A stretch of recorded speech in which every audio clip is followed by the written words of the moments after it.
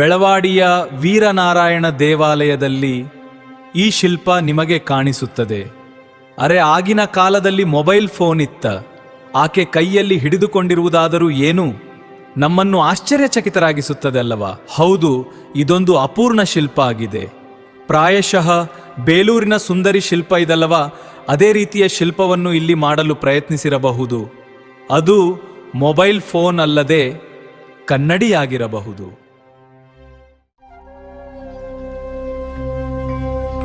ಆದರೆ ಇದನ್ನು ಸೂಕ್ಷ್ಮವಾಗಿ ಗಮನಿಸಿದಾಗ ಆಕೆ ಸುಂದರವಾದ ಹೂಮಾಲೆಯೊಂದನ್ನು ಹಿಡಿದುಕೊಂಡಿರುವಂತೆ ಗೋಚರವಾಗುತ್ತದೆ.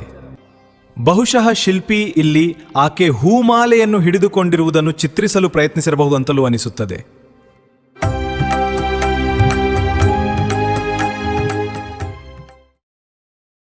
ನಿಮಗೇನು ಅನಿಸುತ್ತದೆ?